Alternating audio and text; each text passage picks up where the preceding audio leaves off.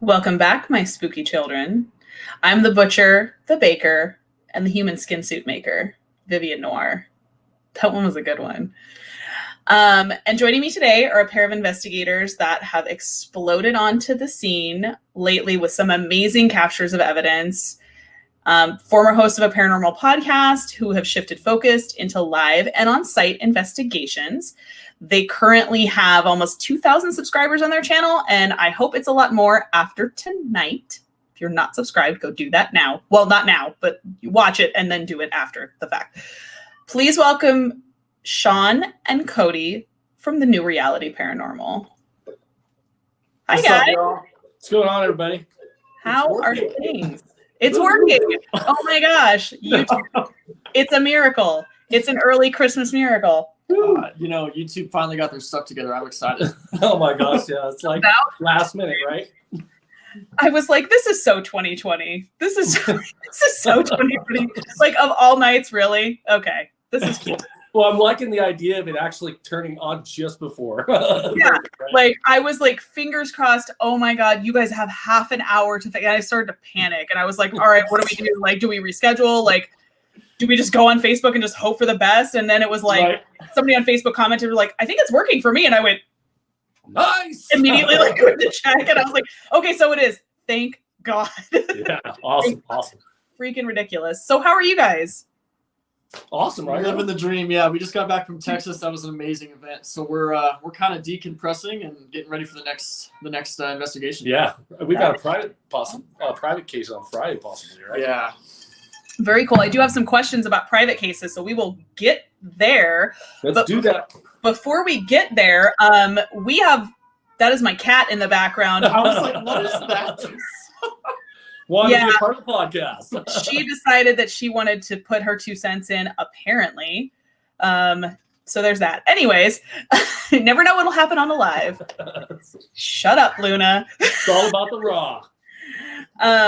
So we have like something in common that I used to do a podcast, and you guys did one as well. Right. So tell me about that. Like, tell me, that's like one of the things I want to talk off right off the bat, totally common blood there. How did that come to be? Like, how did you guys start a podcast? Like, what made you want to do that? So it was weird. Like, Shawn and I texted Shawn. I said, hey, dude, let's start a podcast. And we were on the trip, right? Right. Oh, that's right. We went on a freaking... Yeah, we went on a West Coast trip. And as we're driving, it was obviously for paranormal investigating, but we looked over at each other, and Cody's like, well, let's do a podcast. And I was like, yeah, why not? Let's do it. Yeah. So literally 2 weeks later, like we just went straight into it and then made a podcast. Yeah, we bought all kinds of cool equipment.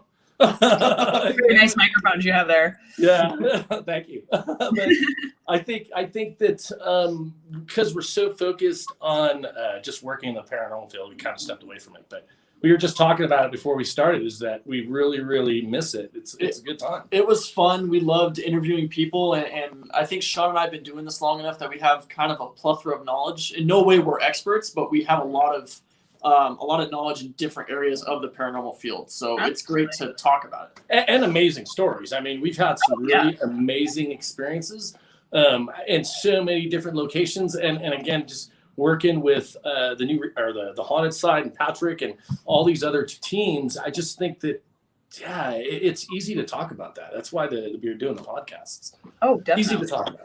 It really is. That's kind of like how ours kind of was just like, we just looked at each other and went, let's do it. We're funny. Why don't we do a podcast? And that's kind of what happened.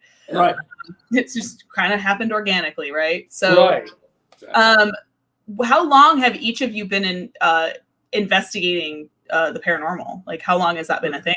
Pretty much the same time for both of us. I went on one investigation when I was like, how old? Like 18? Oh yeah. It was quite a few years back. It was close, probably. I'd say both of us anywhere from 13 to 14 years now in the paranormal field. Basically, how I joined it, or how I started investigating, was I went up on Meetup. If anybody is familiar with Meetup.com or whatever, and I was looking at these paranormal groups, and I'm like, oh, that's super dope. I've always been into the paranormal. So I signed up and I freaking went on investigation. It was the best night of my life. I called up Shawn later that night. I'm like, bro, you have to do this. This is nuts. And I was like, let's go. we've been doing it ever since. So Yes. So even as a kid, I was interested in ghosts. In first grade, I was pulling books out of the library that had to do with paranormal.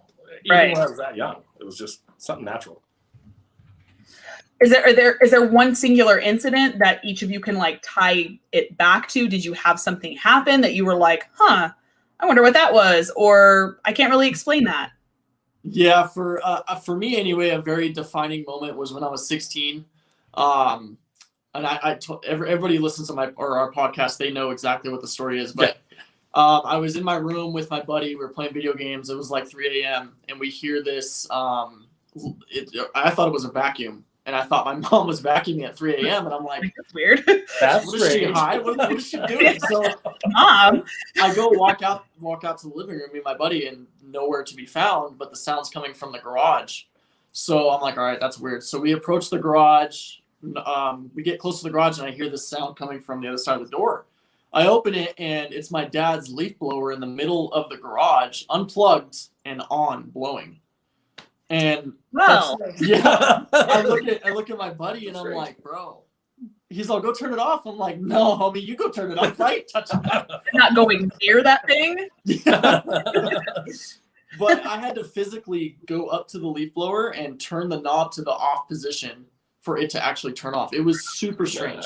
And I've been in that house. Again, I'm a medium, so I've been seeing spirit all my life, but when I got to his house, in the garage where it happened, I could feel like things watching me, and it didn't feel like one; it felt like multiple.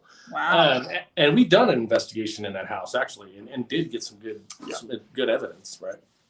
That's crazy. Like unplugged and on. Yes, honestly, it was crazy. I'm like, and it was my first like I said, really defining moment into the paranormal. I've had things happen here and there, but nothing like that before. No.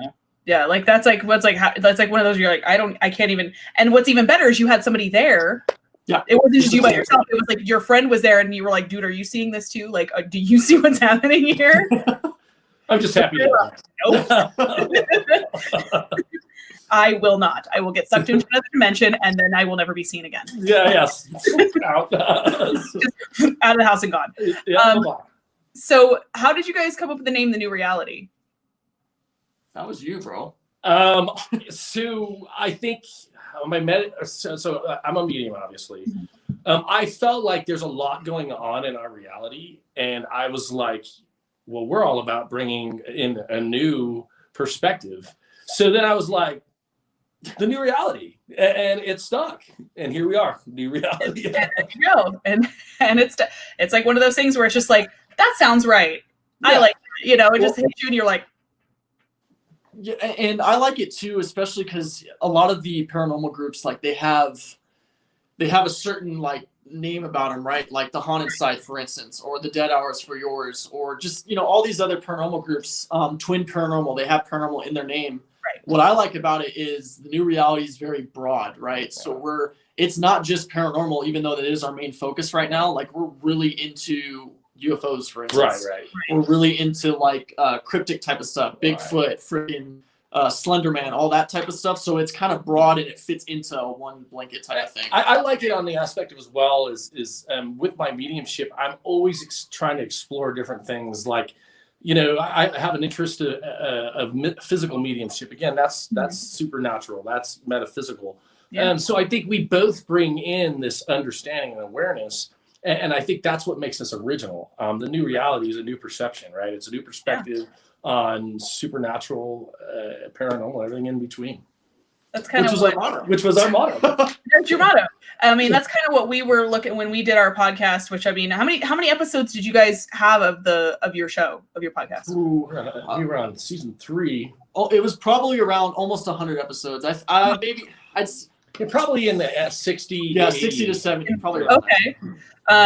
It's same with ours. We called it the Spooky Show because we wanted to cover all kinds of spooky topics. We just didn't want to be pigeonholed into one particular thing. Like, yes, we had paranormal episodes, and yes, we had horror episodes, but we also had like true crime episodes. So we kind of like wanted it, just like anything that fell under that spooky umbrella. Yeah. We did episodes of cryptids. We did ones on UFOs. So like, you know, we were just like, anything that falls under that category, yep, in the basket, get in there. And that's what, and I think Shawn agrees. That's what I love about the paranormal field is paranormal in itself doesn't mean ghosts. It means the unknown. Right. Like you're literally investigating the unknown. And I love every aspect of that. And I think us being so open to the different things that are going on in our existence, if you will, our dimension, we've gotten actual opportunities to see some, like we both witnessed a UFO in Sedona. We went to a place in Washington called a City Ranch where there's freaking UFOs coming out of the mountain. We both got a chance to witness some just amazing things, and it just continues. I mean, it's a great time for sure. It's like any open door, right? It's like, right. Yep. I want to see what's behind there. I want to see what's in there. And it flows too. Like there's nothing really, yes, we are putting effort into the new reality type of, this business, if you will, but it's flowing. Everything's going with the flow. We're not really butting heads. And that's how you know, like, we're kind of going down the right path, We call it being in the flow. Yes, totally. It's like, yep, this is the right direction. This is what's supposed to happen. Yeah. So how many locations would you say then, ballpark estimate, have you investigated since getting started and investigating, and then just since the show? I guess couple hundred. Honestly, not even exaggerating, it's probably around 500. Yeah, I mean, and that's just, as far as even, okay, we're on a road trip. We see this house that looks empty. We always have our equipment with us, so of course we're gonna go check it out, right? We're pull over and check it out. Yeah, that's why we found the farmhouse. We found the Goer house. I mean, somebody tipped us off, but we went out there to check it out, and we were getting stuff right away. So we're like, okay, well, this is the place we're gonna do a live stream. But it's just kind of natural. Yeah, easy. Just like sometimes those are sometimes the best locations, right? The kind that you kind of like stumble on just like organically, where it's like. It's maybe not necessarily known. It's not really on the map. Like people aren't really checking it out. Expecting anything with the farmhouse or the Gober house. Like, and we went there and it was just popping off. Like it was nuts. So crazy. You guys haven't seen it yet, but we went back to the farmhouse exploring with Eric. We captured on video a little pebble hit me in the back, and then a woman's voice say, "Help me." At the same time. Yeah. Wow. That'll be coming out soon. So guys, stay tuned for that. So teaser trailer right there. Yeah. A little bit of insight on that. So would you guys say that place has been your most active location so far out of the places you've investigated, or what one would be? The most active place that I've ever been, I think Shawn's going to agree with me, is the Donovan Mill. The Donovan Mill. I saw my first shadow figure there, clear as day. That place is freaking nuts. It's off the chain, apparently. It's literally off the hook. Yeah. Loma Vista was good. Linda Vista was where I actually saw my first full body apparition, my only full body apparition. And that place, you can't even investigate anymore, but that place was insane. Literally. I'm a little jealous. I'm jealous. I'm here a little bit. Just gotta say. Every time you guys, and the thing is, like, the Donovan Mill never seems to disappoint. Like it's doesn't matter who goes. I've seen it multiple investigations multiple times. There's always something. There's always something happening in that place. It is so crazy active. I cannot wait to get up there myself. Yeah, I do. Many disembodied voices. So many disembodied voices. So many EVPs, like you guys, and it's such a wide array of evidence is what is crazy about it, because it's like there's figures, there's sounds, there's things thrown, there's orbs, like you catch lights, people getting pushed, like it's all five senses, like all happening. So I had to laugh because there's things being thrown there for sure. If you haven't seen, like, Patrick has an episode there. We had the recent episode there. We were getting stuff thrown at us. I mean, they didn't want us there. They For sure. they either don't want you there or they really want to get your attention. Yeah, well, and that's funny you bring that up too, just real quick. And I don't mean this in an egotistical way at all. But it seems when Shawn and I go to certain locations, activity is just popping off. Like we can go to anywhere really, and we'll get something. I don't know if that's just because like a little background of Shawn and I. We both did meditation before doing the paranormal stuff. And we were into that for a long time. We still are. Right. So I don't know if like maybe we're bringing a certain type of energy to that field. They're kind of feeding off of that, but it seems that's kind of the case. Yeah, I believe with and Cody doesn't like to admit it. He's very intuitive and borderline medium, right? I'm a medium, so I think that energy comes with us and it amplifies. I mean, especially when we get with the haunted side. I mean, there's just this blending, and I think we just bring in this massive amount of energy, and it allows them what they need to communicate. Right. Oh, definitely. I was gonna ask if you guys feel like it's because you're more on the sensitive side of things that you think that things become more active, because I feel like when there are people that are intuitive or sensitive or empaths or things like that are on a location, things tend to reach out and tend to try to communicate a lot more with those sorts of people than they do with like the people that are like just closed off, not or scared. Or if you go to like place somewhere like Eureka, they just like to fuck with scared people apparently, and that there's certain spirits that will target a scared person as opposed to somebody who's like very aware and has their like third eye open and stuff like and that sort of thing. So it's like sometimes spirits can just be like, let me get this person right here. It's like the one that's like, yeah. Like it's funny because I liken it to like I have friends who've worked in haunted houses, like entertainment haunted houses, like for Halloween and stuff like that. I have friends that worked at the Goratorium and Eli Roth's Goratorium and stuff like that. And I said, who would you pick out of a group when you see somebody walking through a haunted house? They go, oh, the person that's in the middle hiding in their friends. That's who we go after because they're scared. They're already terrified. Absolutely. They're like, it's not the person at the front, it's not the person at the back, it's the person in the middle that's trying to be invisible. Or the person that's going, oh my god, oh my god, oh my god. Yeah, or they're jumping at everything. Yeah, they're like, nope, that's the person. They go, we fight over who gets that person. They're like, no, it's fine. Back off. I think sometimes we go into a location, again, we have a strong energy about us. I think sometimes there might be a struggle there where they may not communicate. And then we're trying to communicate with them in a respectful way just to try to get them to start talking. It's just, there's always a reason why we go in the way we do. We might know something about it or something we feel, but if it's harder, like if it's not such a bad place, then it takes some time to get, the whatever's there to feel comfortable talking with right. Do you guys do like a walkthrough just to kind of feel out the location first before setting up anything? Yeah, 100%. We'll go through and either we'll have a camera or we won't, and we'll kind of just get a feel of the location and kind of figure out where we want to put static cameras or where we want to, try certain things throughout the investigation. Well, when we get a hold of a location, I think sometimes I start connecting with that location. It doesn't happen every time, but I'll start getting impressions of what might be there. And at first I would rather not know, and then see if it actually comes to real, right? If it's actually what I'm feeling. Right. So is that something you prefer to do? Do you prefer to do you do research on a location all before going in, or do you kind of prefer to do that after the fact and hold off judgment? It's a very, very vague. If we do research, it's very, very just when it was built, how many, if there's a couple people who died and that's it. No like specifics or anything like that. More so on him too. Yeah. Like personal experiences, I don't want to hear about them. I want to feel what's going on. Like you don't want to hear names and stuff like that. It's like, okay, like 2 people died here, but we don't want to know names. We don't that's it. What happened to them? How it happened? Right. Like that, yeah.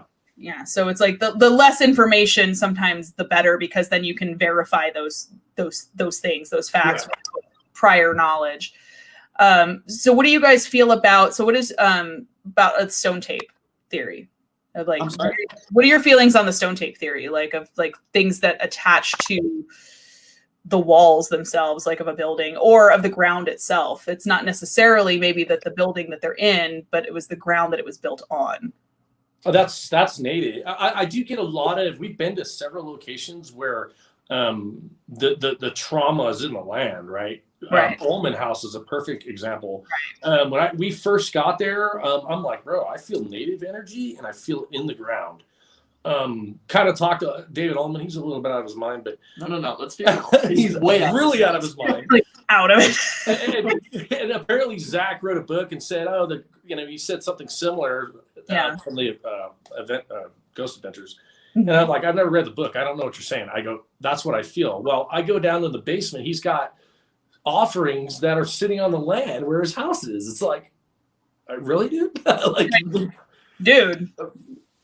He's feeding the energy. No, I agree with Shawn 100%. I think even like you were saying too, like the walls themselves, like of a building. We could talk about Beaverton.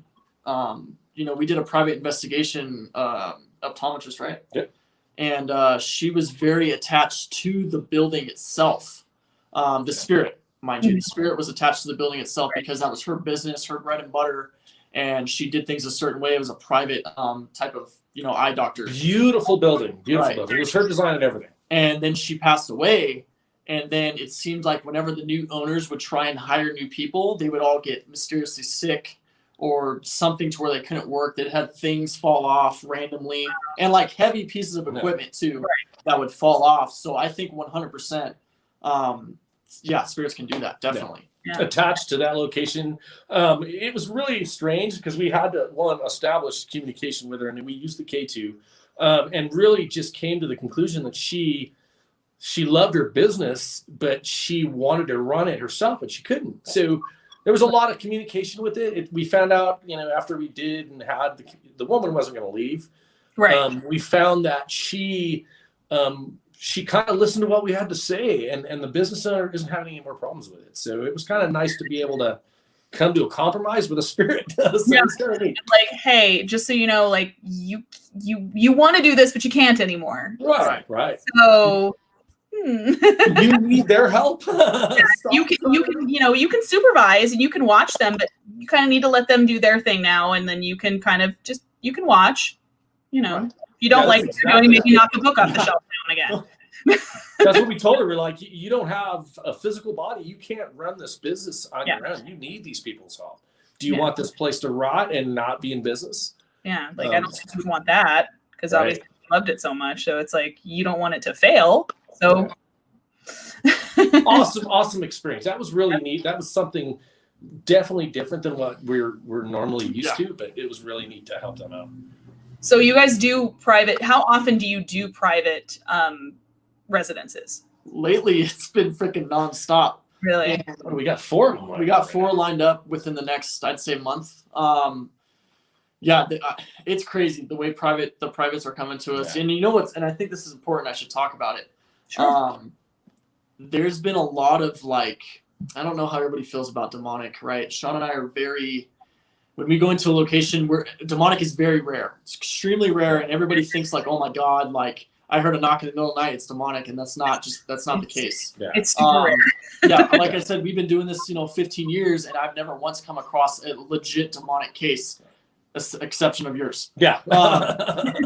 So with that being said, my cousin just recently reached out to me and was like, hey, my significant other's mom is going through some issues, and it's legit. It sounds like demonic activity. So we need to kind of go about that a different way and really figure out what's going on. And somebody actually reached out to Shawn as well with similar circumstances. Yeah. I think, again, there's a way you have to handle these things. I am an ordained minister, and that, I practice it when I need to, but I do know how to clear things. Both of us know how to clear at homes. I mean, we've done it so often.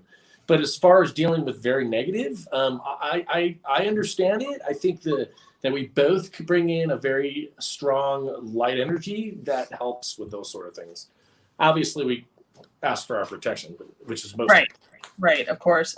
So do you feel that the spirits then you encounter in these private residences that are the hostile spirits, like you said, like we kind of recapped, obviously demonic things are pretty rare to have happen. Do you feel like they're just an angry person, or they were just like an anger, or just another kind of entity? Like, do you feel like it's an elemental, or what are your general impressions on that? I think that's a very circumstantial question. It just really depends on what's going on. We've had all kinds of different ones, right? Right. Yeah. Even at the Omen House, there's elemental energy there too. That we felt that right off the bat. I think we actually were talking with an elemental during that sensory deprivation that we did. Yeah, if you haven't seen the Omen House, there's a point where we did a sensory deprivation, and it was definitely a darker entity, but we have labels for everything, and it may not be demonic, but it may be a creature, and it may be elemental that was attached to the planet. It may be native based. These things, I hate to reference Dead Files, but she understands, like, there's different entities, and they're not all demonic. But they may not be this dimension. Right. Yeah. And this is obviously way out there. So people are like, what are these guys talking about? You know what? Weird. Just get over it. We're weird. Again, like, I'm weird. Get into it. Like, like honestly, though, I think honestly, most of the people that watch, your channel, obviously my channel, are pretty familiar with a lot of the different kinds of entities there can be at a location. Like I said, not everything is a demon. Like, that's one thing that drives me up the wall with something. Where I'm like, no, stress that enough. I can't.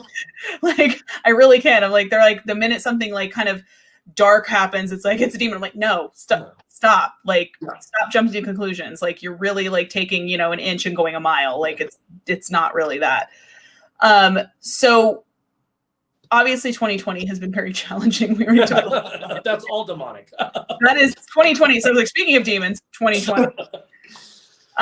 What challenges have you guys encountered this year with planned investigations due to the pandemic?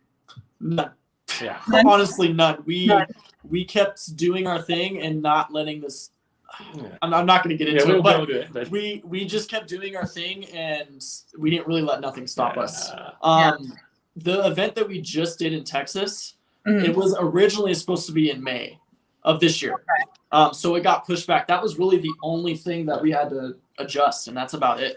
Holy cow, and that is going to be a heck of a YouTube. I know it's going to be Raymond Guzman, a celebrity psychic medium, but that sensory deprivation in front of 40 people was one of our best. I couldn't believe it. I mean, we were very connected to that location, which is the Manger Hotel in San Antonio. We were picking up on a colonial, Cody said king, and shot in the head. Well, I was picking up on a colonial high-ranked official that was shot in the head.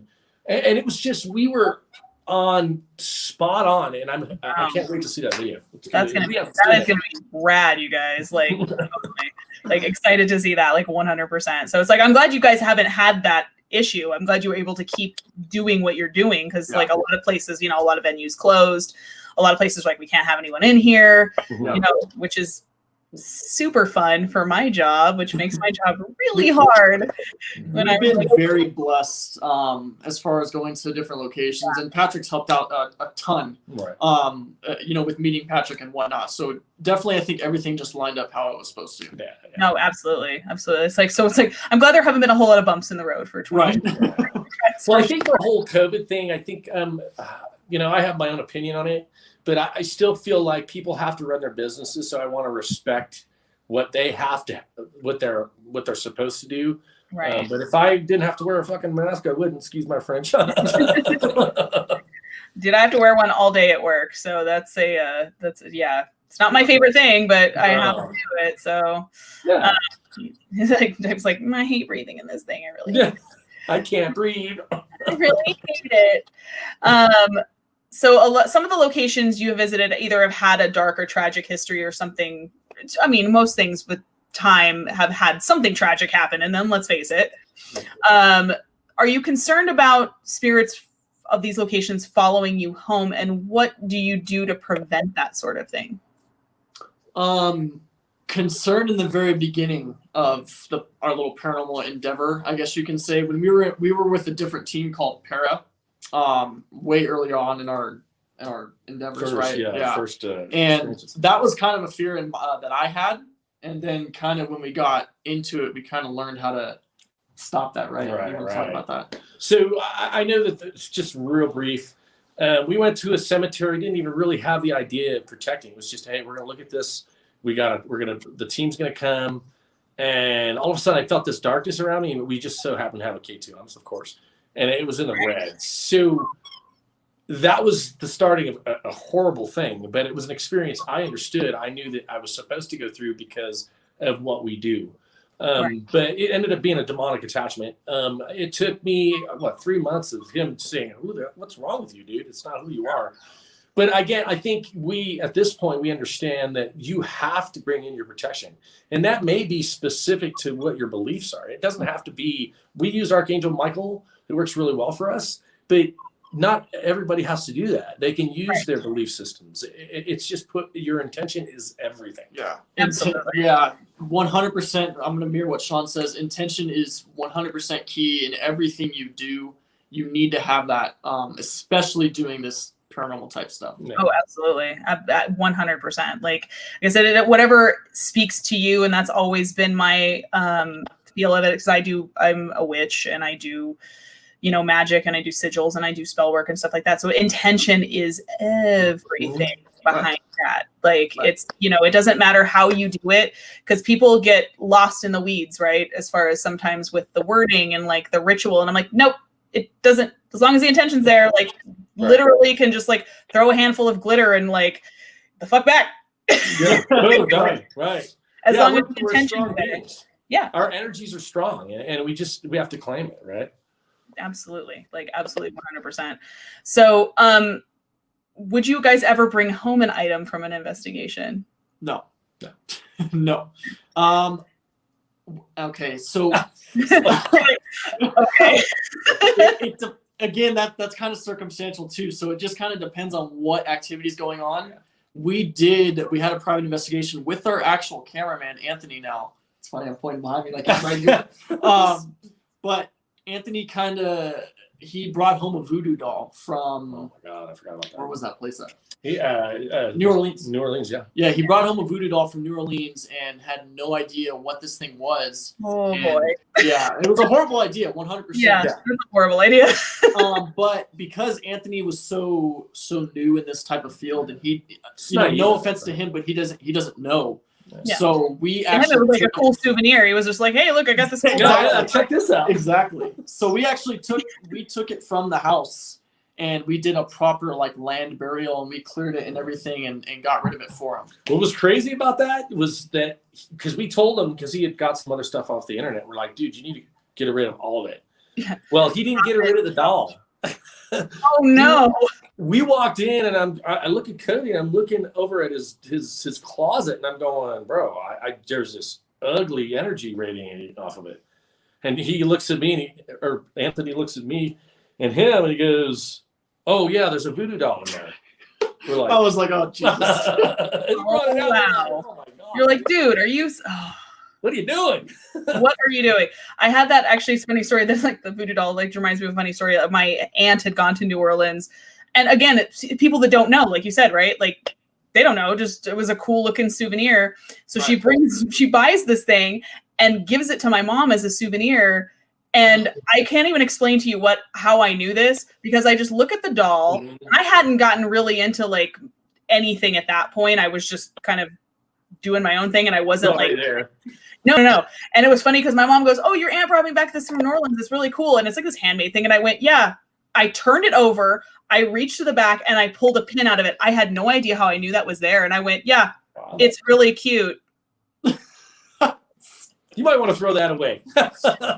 My mom goes, "How did you know that was in there?" I'm like, "I don't know, but you might want to not keep this in the house." Your intuitiveness, right? Like, please, like, take it outside and just no. Yeah, we did a full-on deal for that. I mean, on our way home, we did a little ritual and cleared it, and then just buried it, and just had Mother Earth take care of it. You know? Oh, yeah, just like be like, "And goodbye." Yeah, bye. Get out of here. So you do feel like items can attach to items? For Absolutely, yes. With intention, as well as when passing, when something doesn't want to move towards where we all normally would go, they try to find something to stay in it. And I think they do attach. Yeah. And I think sometimes attachment with that investigation we're talking about in Portland with the woman that was attached to the business. To the building. She didn't fully attach to the place, didn't want to leave. And I think that can happen with items too, when you love something so much that you attach to it. Right. That is kind of attached to it. And yeah, that's a good reason not to bring things home, because you never know. Just leave it. Just don't touch it. Yeah. We'll leave that there. Just leave that there. No. What do you feel? So what advice can you give to people who are afraid of the supernatural or of spirits or of ghosts? So are we talking about afraid and going ghost hunting, or just afraid in general? Let's do both. Let's do both. I think the afraid of, if you're going to ghost hunting, you better not be too afraid, because and be with people that know what they're doing, right? Don't, if you're new, go hunt, but make sure you're around people that understand the protection side of things. Right. If you're by yourself and you don't know what you're doing, you shouldn't go do that, right? Right. Fear can definitely change everything. And they feed off of that. They feed off of fear, and I say they as in the spirits or the ghosts or whatever. They feed off of that type of energy, because it does put off an energy. So you can potentially get a whole different investigation just by going with somebody who's fearful. All right. My best advice, and we tell people this a lot during a private investigation, is to not show fear. Right. Especially if somebody's truly terrified of their own home. That's huge. That's huge in a private case. They cannot show any type of fear at all, because they're giving this entity power over them, if that makes sense. Right.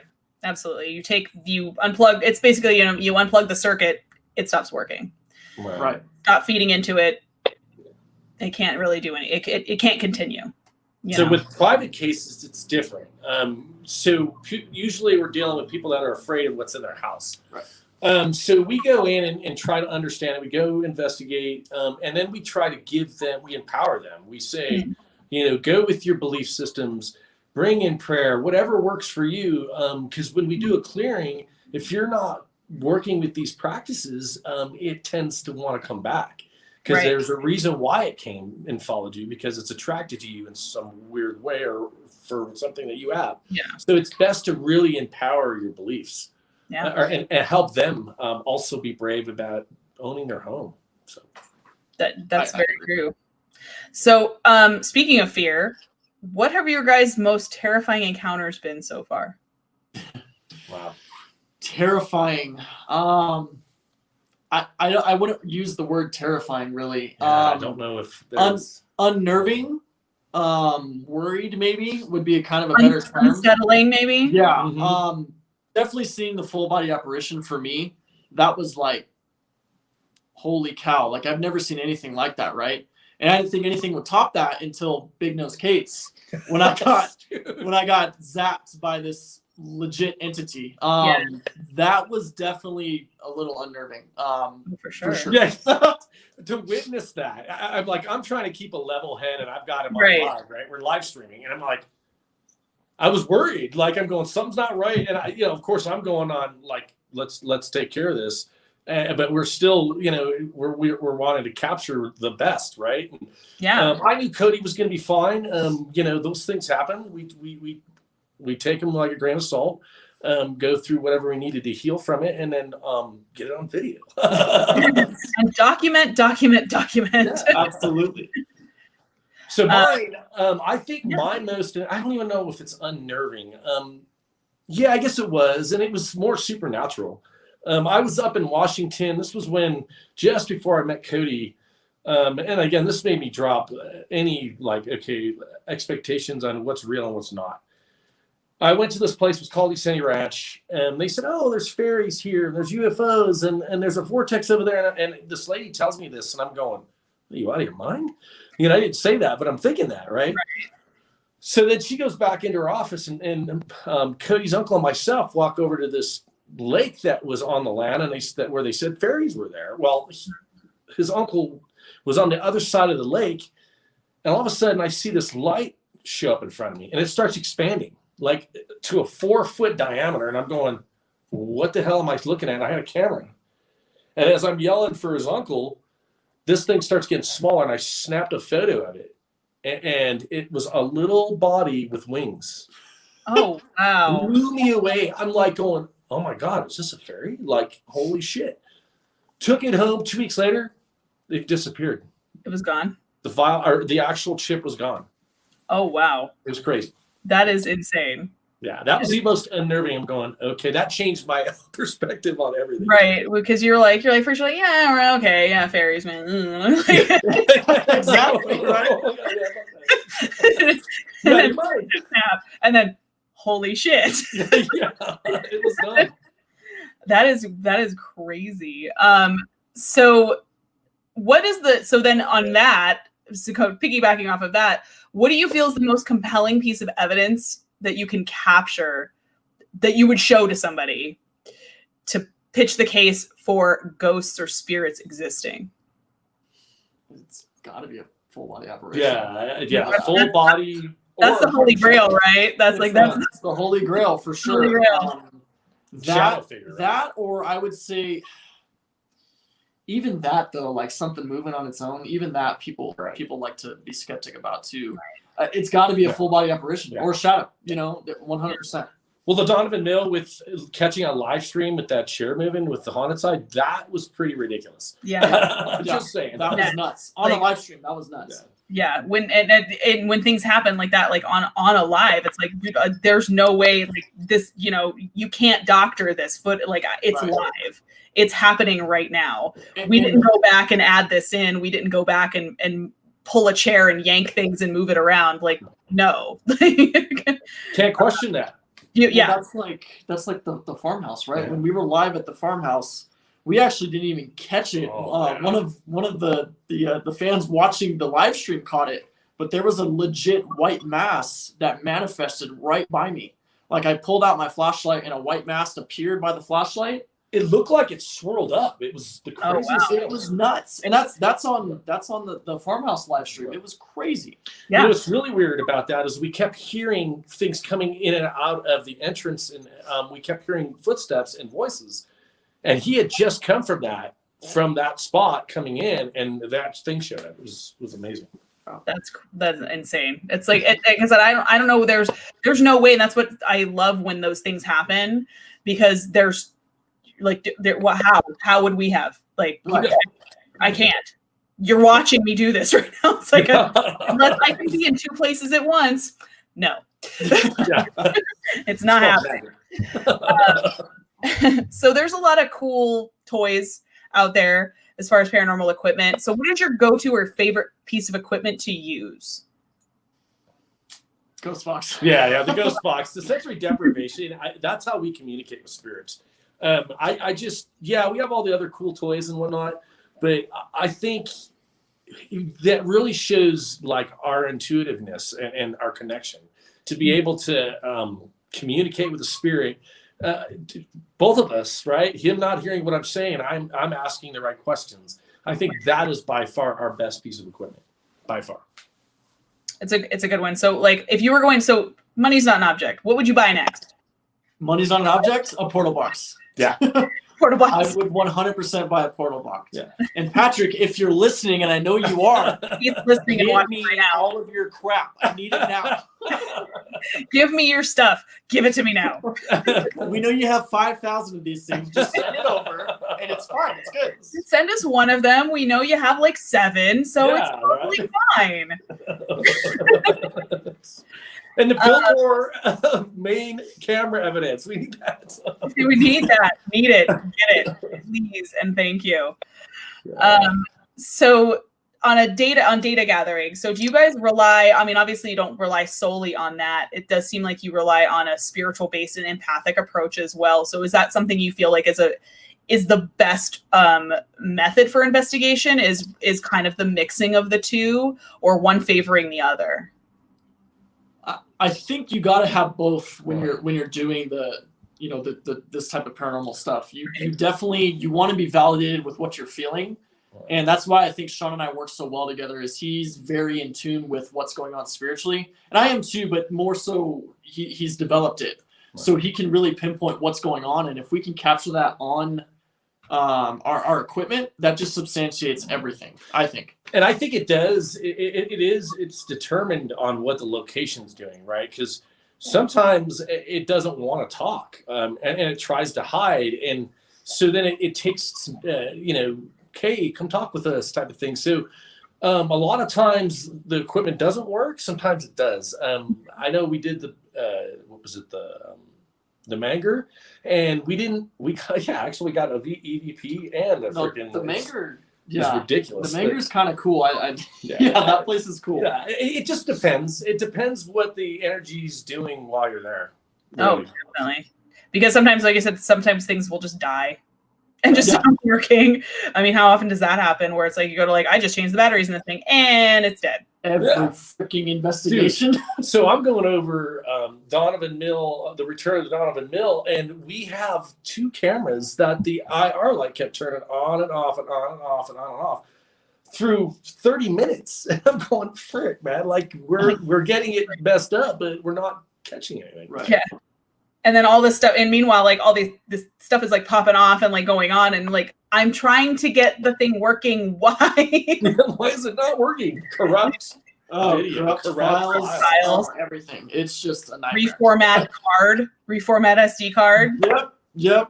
You know what we're saying. You know exactly. Yeah. They know how to manipulate. No, I'm not doing that. Why? Stop it right now. We won't get into SLS camera issues. We're not even going to touch that subject. I was just going to say we got one on order, but won't even talk about that. Sometimes you have to throw things hard. Yeah, you piece of. And then it's oh, look, it works fine now. So as I was speaking of skeptics, we kind of talked about that a little bit. Would you guys ever take a skeptic with you on an investigation? Absolutely. In fact, I encourage it. Right. 100%. Please come with us. Right. I want to prove that's our main goal, is to prove or disprove paranormal activity. Yeah, that's the goal. We go in, even though we're very intuitive and we feel our location, they really ask Cody. I'm very skeptic. Bro, that might be a critter. I don't know if that's. I'm gonna really just dissect and tear apart whatever I hear or see. Right? That's just the way I am. That's my aerospace industry side of it. Well, and that's what that's something that should be doing first and foremost. Of course, you never want to jump to that conclusion like we talked about earlier with it's a demon. You never want to jump to that conclusion. You always want to try to debunk whatever that was first. And then if you can't, then it's okay, well, I can't explain what that was because there was not a car going by. There was a noise outside. There's no wind. I don't know. Well, Vivian, everything's paranormal. Come on. Everything. All paranormal. Did you hear that? Always ghosts, always demons. Did you hear that? Did you hear that? No. No, I didn't. No. Did you hear that? No. Just no. So there's a what? So that is that the evidence? What evidence would you offer them? So barring catching a full body apparition, and you have a skeptic, and they're not with you. So what evidence would you offer somebody who's maybe kind of a little bit on the skeptical side? Because we know no amount of evidence you offer to a hardcore skeptic is going to change their mind because they've already made up their mind that nothing's real. You could literally show them a ghost holding a sign with their name on it, and they'd be like, "That's fake." Right. How about what we just put on the Patreon? A clear EVP of children laughing in an abandoned hospital, and then a woman saying, "I hate it here." As clear as day. Wow. So that's that's for sure. Yeah. Yeah. I would say an EVP for sure, and to maybe go a step above is maybe even a disembodied voice on video. A lot of those lately. And because I think that beats the EVPs because you have something on video, you can clearly see it's just us two, and then you catch something whispered in the camera or something like that. Clear disembodied voice going over the Donovan Mill stuff again. Something responding directly. I forget what the question was. And it's this man going, "No," all drawn out. I'm like, okay, sure. I hear you. Definitive. Yep. No one was in the room. Intelligent responses for sure, right? When you have EVPs that are even an intelligent response, or when you guys do sensory deprivation, which we'll kind of review one of those clips in a little bit. When you have an intelligent response during sensory deprivation, That is 100% what we strive for. That's the best type of evidence, I think, is the intelligent hauntings. Not to take away from the residual, because those have their place, but intelligent hauntings where it's at. Right. Oh, absolutely. Because I was like, there's no way. Then it's like you guys didn't have that discussion ahead of time. There's no way you could have known. There's no way that can be faked in the moment. One question after another answered and direct, right? Yeah. You can't deny that. I like that. I think that there's times where the answer is when you get names, and then the name's validated. The farmhouse, we didn't know anything about it. Went in, got these names, got that there was some wrongdoings there, and was able to pull that out in a sensory deprivation. Then we're able to go back and determine that some of those things are real, that happened. Yeah. And verify it through events and articles and things that actually are oh, nope, this is what happened on this site or at this house. Right. That's the best, when you can have that, when all those things line up. Yep. Cannot beat that. Absolutely. So speaking of skeptics, and we'll kind of go attack it from their perspective of, they think a lot of things are fake. And of course there are people out there who unfortunately do that sort of thing. And it's popped up, and it always kind of bubbles up in the paranormal community, right? Where there's certain channels that get outed or get debunked or whatever, big ones a lot of times, or even big shows that are on TV and things like that. So what is your stance on that sort of thing? People who intentionally propagate that sort of stuff? I think if you're doing that, you need to make it known in the very beginning. You need to make it known, this is what I'm doing. This is for entertainment purposes only. Yeah, this is a spoof freaking channel. This is what we're gonna do. People who are out there faking this type of crap, it makes me want to punch them so hard in the face, because we're trying to prove it. We want to make sure you go harder. It gives us all a bad name, right? You get one guy or one team doing that, then they're gonna look at everybody and think they're all doing that. Those are naive people as well, right? So our goal is we're proving something. We have a piece of equipment that's proving that there's something there, and then we're getting responses. If it's a digital recorder, if it's our Eddie, if it's obviously through the ghost box. We want to have multiple pieces of equipment that prove what we're actually doing. Right. Makes it a lot more real. Yeah, because then you can, like I said, you can point to it having it okay, it's showing multiple different responses on data. It's okay, there's a electronic phenomenon. Okay, we picked up a voice. Okay, this too. So it's when you have that happening. Did you guys hear something? Yeah, knock behind us. Right. That was weird. As far as taking things home, that happens. Well, usually when people hear, because I've seen when people are like, "Oh, did you hear that?" I'm like, on some of my video, I'm like, "Dude, trust me, it's a car driving by," because I have neighbors who are jerks. Right. So you'll hear this, what was that noise? And it was somebody tearing ass down the street outside of my house. So it wasn't a ghost. Trust me. Well, yesterday, a perfect example.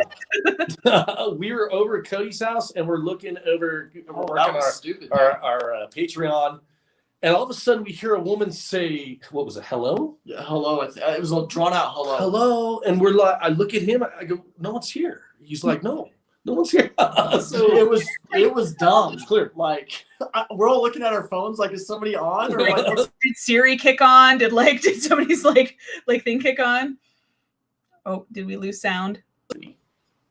Oh, we're back. Are you still here? Are you there? Yes, you're back. Sorry, we don't. Okay. Okay. I was like, oh, did we lose sound? What happened? You're totally fine. So, a minor blip in the technology. Yeah. No big deal. So on that sort of thing, when people do that sort of thing, obviously it makes your guys' job and everyone's job in the paranormal community more difficult, because you have to prove things even harder, because then people are like, well, everything's fake. Okay, well, it's not. But so do you think someone's reputation, so if somebody gets caught doing that sort of thing and they haven't been saying, hey, this is a spoof channel, whatever, do you feel like their reputation can be salvaged after being caught? I'm sorry, can it be what? Can it be salvaged? Can their reputation be salvaged? Honestly, probably not. Because you got a lot of people believing what you got going on, and then all of a sudden you tell them that you're lying to them. I mean, or get caught. Very disappointing. Yeah, for sure. It would be a huge turnoff for me, and I I probably wouldn't even turn that channel on ever again. Yeah, me neither. Right. It'd be hard to. You'd be questioning everything that happened after that point. Yeah. Right. Yeah. You destroyed your reputation. It's just the bottom line. Right? You might as well just go into the entertainment industry at this point and just Exactly. videos because no one's going to believe anything you're saying. Yeah. Right. But what's amazing is this has become entertaining for a lot of people, right? And I think people are searching, right? Like there's much more to what's in our existence than we understand. And I think that's kind of the reason we went into this is we really want to prove that it's not just this. There's a lot more to it. So and that's we go at it at a deeper level as far as just trying to let people know that there's so much more to life than we understand. Yeah. Oh, get started. No worries. No worries. This is the channel for that stuff. Totally down. So let's pretend for a second, shall we? Let's pretend that money, travel restrictions, and expenses are no object. Where is your ultimate dream destination, investigation, location? I just rhymed a whole bunch. Nice. Me personally, there's two places that I really want to go to. One is Eastern State Penitentiary. I've wanted to go there ever since Ghost Hunters TAPS first aired their first episode of that place there. That place is crazy. I want to go there right now. Yeah. Let's go. The second place for me personally is anywhere in England. Yeah. I think anywhere. I would love to investigate any one of those castles. Yeah, Europe. There's so many great. I mean, just a lot of history. Like not a couple hundred years old. We're talking thousands of years old. Yeah. Right? Yeah. Absolutely. Those castles are like barbaric. Yeah. Let me in. Yeah. Right. Please let me in. Lots of extra protection. Okay. And what's crazy is I've heard, and I've actually had people say on here on the channel on a different episodes, like places that I wouldn't have thought of. Like somebody said the White House, and I went, "Why didn't I think of the White House? Like that place is crazy haunted." Yeah, absolutely. The governor's mansion is stupid haunted. I'd love to go there. Let's see if we can't do that. I know. I mean, there's so many that are like, you're like, dude, I never would have thought of that. Like, I mean, we've got Patrick's in the chat right now. He said underwater investigation of the Titanic. That would be amazing. Anyway. Yeah. Anyway. And then Matt from Devil's Hour said Chernobyl. Chernobyl in the town outside of Chernobyl. You might catch a little radiation, but that's fine. You know? Just bring your Geiger counter, and like if it starts ticking too high, just maybe. Right. Cody, what's with the weird twitch? Like, did you have 3 eyes when we came in here? You did. You might want to go get that. Yeah. I don't think your protection is going to help you with this one. Yeah, I don't think you got an arm growing out of your back, dude. Like, I think you've had your fun. Let's go. Yeah. Well, let's look at that, right? So, what are you going to deal with at that sort of thing? Like people losing their minds because of radiation. And now it's a spirit. Like, can you imagine what you're going to deal with when it comes to? Absolutely. Or places like if you were able to investigate some of the older locations in Hiroshima or Nagasaki, or places that were actually hit by like a bomb and stuff like that. And like, what kind of impressions would you get there? Like, it would be crazy. Like 100%. Yeah. But see how big this can be? So many different ways. So many things. There's like so many places. Like. 100%. Yeah. Like you can take a virtual tour, I know, of the town right outside of Chernobyl, Pripyat. You can actually take a virtual tour online of it where you can walk through it kind of guided with like Google Maps and things like that. But it's really creepy abandoned because there's just like everything's just left. That's amazing. Yeah. Would love it.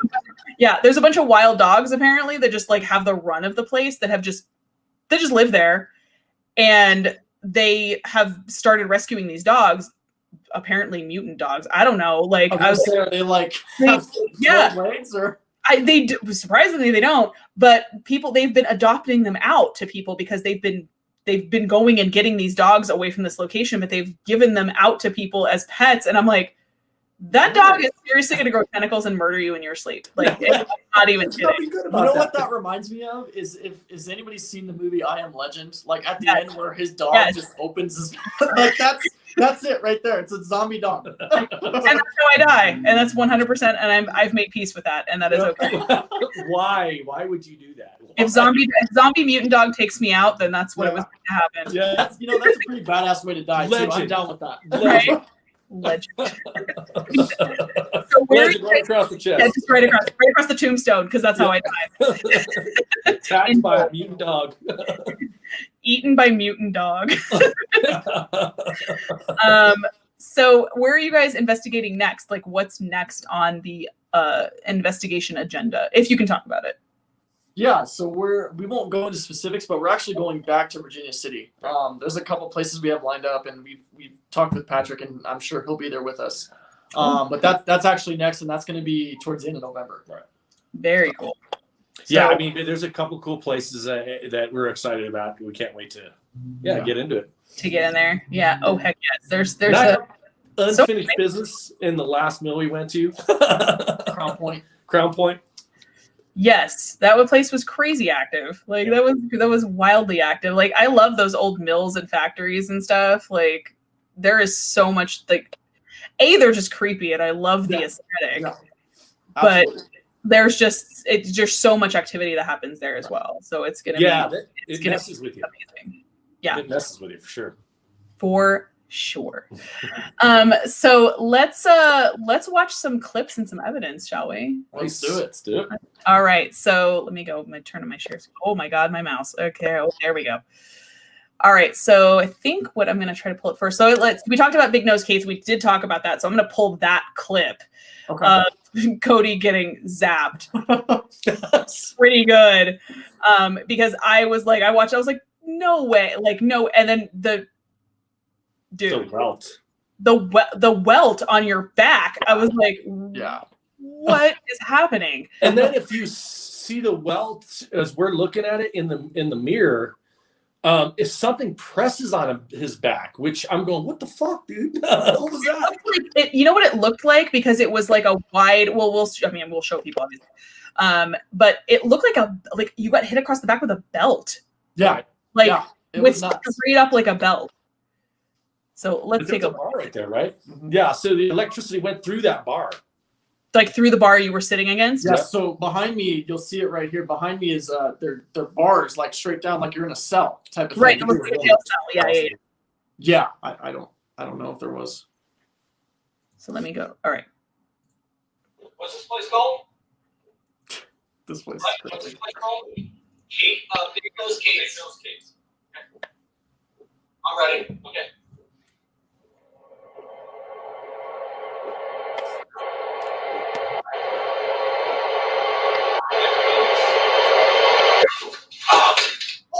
What was that? Oh my God, dude! So you can see the crossbar across the bottom. That's where the electricity hit him. Okay. So like right across that, like, so we got the crossbar in the middle, but there was another one towards the bottom there. Right. Correct. Okay. So let me see if we can forward a little bit. So this is on the live, right? This is on the live. You're gonna see it there. Oh my God, dude! Okay, we just had. Sure, Cody got scared right there. We just had an incident. Just had an incident. Yeah. That was like my favorite thing ever. I was like, we just had an incident. I always know what appropriate things to say. So we're going to take a look at the after effect of the said zap here in just a second. Phenomenal. And Cody was just zapped. Like zapped. Zapped. Hey, asshole. We try to do this remotely. It's probably this gentleman that's trying to. So I'm going to move it forward just a little bit. So that right there is right there. You guys, it's clear as day. All the way across. Clear as day, guys. Like it literally looks like a belt. Funny, I can feel it tingling right. Dude, are you touching it? No. Look at the bottom of my back right now. Watch the back. You'll see like something pressing on it. Yeah. Okay. Something pressing. So I'm gonna go. You'll see it move. Hold on. I need to do that, so I'm gonna do that. Right. Definitely continues to burn. He got a zap when he was below where the cage was. Was that? Right there. Do you see it? Right there. Yeah. Yeah. You see that? Yeah. That was nutty. Tremendous. And like I said, so it looks like it was kind of towards the middle of your back. Yes. So the bottom crossbar was that where that was? Was that exactly like lined up with the middle of your back? Like yeah. I don't know if it was exactly right there or not, but that's what it looked like it came from. Right. Because I was like, because when you fell over, I saw like, okay, there's that middle bar, and you were kind of underneath that. Right. And I was like, but it literally looked, he just like something just strapped you across the back. Yeah. It felt like, the best way I can describe it is getting tased. If anybody's ever been tased, that's exactly what it feels like. And it sucked. And it sucked, and it was horrible. I kind of felt really bad about it, really. Yeah, well, because then you're trying to maintain, because you're live streaming, and you're like, we just had an incident. Like try to maintain like a level, like, oh my God, what the was that? So how long did the mark last? You said on the video it lasted like 2 minutes, and then it was gone. And then was it completely gone? Well, Shawn did a healing. Did a healing afterwards, and was that in the video? No, we talked about it. We talked about it. Mentioned it in the video. Yeah. Shawn did a healing, and it completely went away. The mark. The pain was kind of still there. It was kind of subsiding a little bit, but the mark was gone. It was phenomenal. That's amazing. How long did the pain last? Was the pain pretty residual for the rest of the night, or did it? Yeah, for the rest of the night, it pretty much stayed there. The next morning, it was pretty much gone by then. So crazy. Yeah, that was crazy. That was wild. I was like, what the hell was that? So, all right. So we're gonna pull up. So Gober Mystery House. So give us a little background on the Gober Mystery House. So the Gober House it's right down the street from the farmhouse. It's literally not even a quarter mile down the street. And it's just an abandoned house that's on that street, the Gober Street. Right. And we kind of went there just to kind of scope out, like we were talking about earlier, some investigations. And what we got during the day prompted us to film there at night, which is, we walked in and we heard a woman's voice. Yeah. Right away. Right off the bat. It's crazy. That is, this place was super active. And it seems to have spirits that are shared with that farmho's. Right. Yeah, if anybody's been following like the live streams that we've been doing there on Instagram and on YouTube, Frank's an ass. Yeah. Frank's not a pleasant person. Yeah. We don't like Frank. He is a jackass. Yeah. Hashtag Frank sucks. Yeah. Sure. We'll have that needs to be a shirt full on reality absolutely. shirt. Hashtag Frank sucks. Hashtag fuck Frank. Yeah, I like that one better. Yeah. Yeah, I mean, that place, it doesn't matter when you go. There's just so much activity, and they're connected. They're definitely connected. Right, for sure. So the first one we're going to watch is a pretty definitive approach of a spirit. Oh, yeah. I didn't share that one. I can't wait to release the next one. Oh, and there's an ad, because I love that when that happens. Hold on a second. Hey, we actually love that too. Yeah, we like that. We just got monetized, so.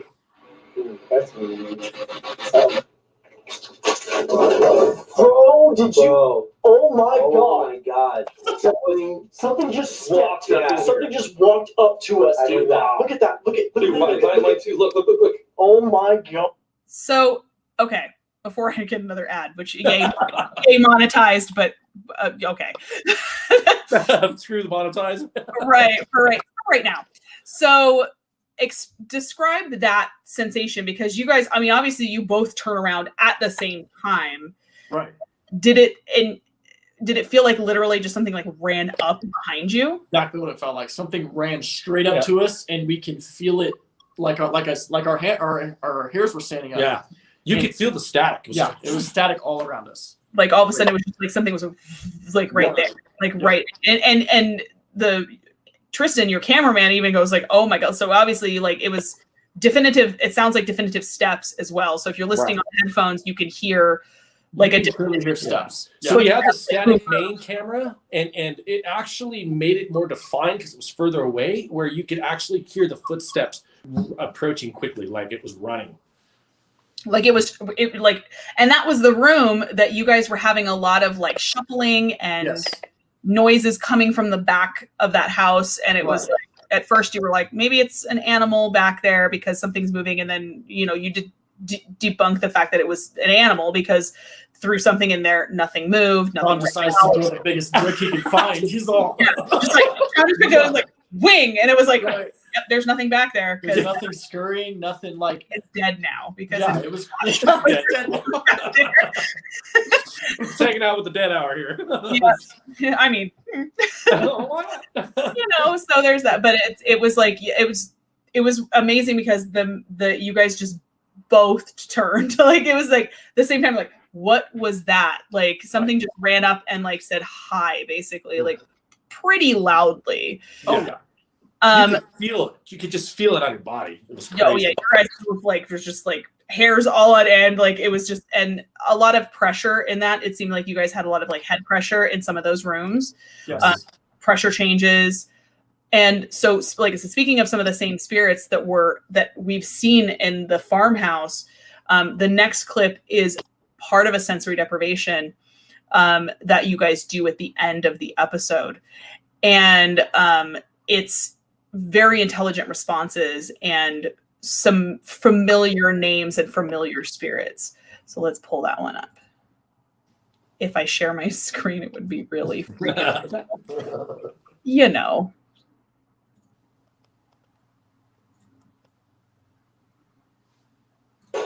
Sarah, please help me. Sarah, we're doing everything we can. What? Stop. No, boys. Sarah, we're doing everything we can. Sarah, we're going to put light around you, okay? We're going to put divine light around you. We're going to embrace you with divinity. We're going to protect you with white light, Sarah. Bog. There goes Bog again. That happened at the farmhouse too. Fucking gunshot, dude. Sarah. Help. Male voice. I'm going to put white light. Could have been hell. I don't like that. Sarah, we're going to put white light around you. And you probably don't like it, Frank, because you're dark. Oh my God, a girl crying. We're going to put love around you, Sarah. So kind of let's go into that a little bit. So that's a spirit you guys have assisted at the farmhouse prior. Yes. Right. That, and Frank, of course, is fuck Frank, you know. The holder. Right. Do you feel that Frank is a person? Yes. Yes. 100%. He's 100% a person. He does seem like he tries to present himself as something else. Yeah. He definitely tries. Yeah. Very, very dark. He's not good at it. Yeah. I mean, he's very ugly. He's a very ugly person, and his perception on things are very ugly.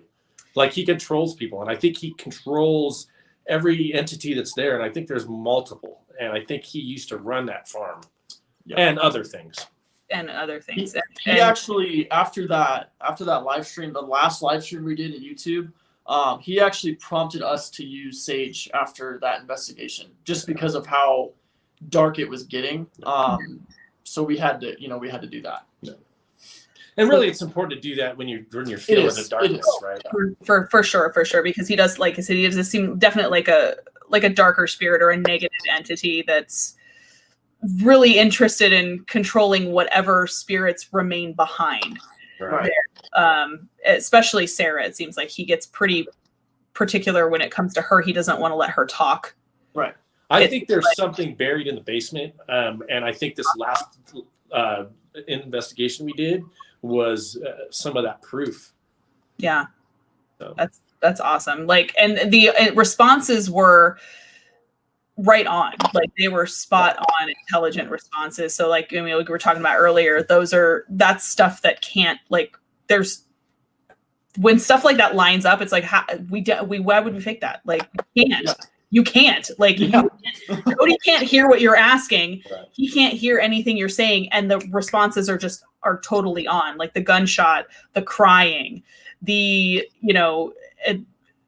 it's insane. It's crazy. Yeah, it's connecting, right? It's just 100%. understanding the atmosphere and just connecting with what's there, and just we do that well. We do it well. Yeah, absolutely.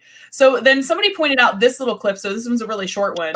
I'm sure you guys have seen it, where it's at the end where you guys have left and the doll is still on the in the room. So guys, please pay attention to 4047, which is like a couple seconds after I'm going to cue this video up, and then it happens again, I believe, at 4059.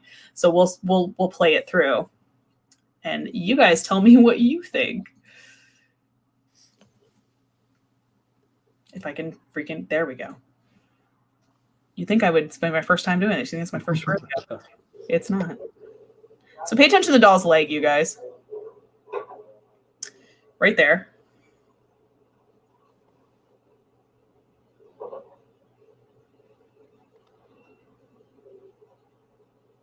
And right there. You guys saw that, right? Yeah. So what's funny is that when we went there during the day, that was when we first checked it out.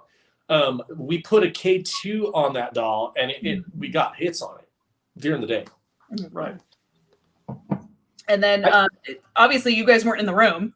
There was nobody in the room at the time. You guys went outside after the sensory deprivation was over, and you guys were outside, and that thing just moved by itself, like 100%. Like I was like, because I saw the comments on the video as I'm pulling clips, and I went, hold on a second. So I pull it forward, and I was like, son of a bitch, it does like it. Exactly. And if you listen, there's a woman's voice that says, right after.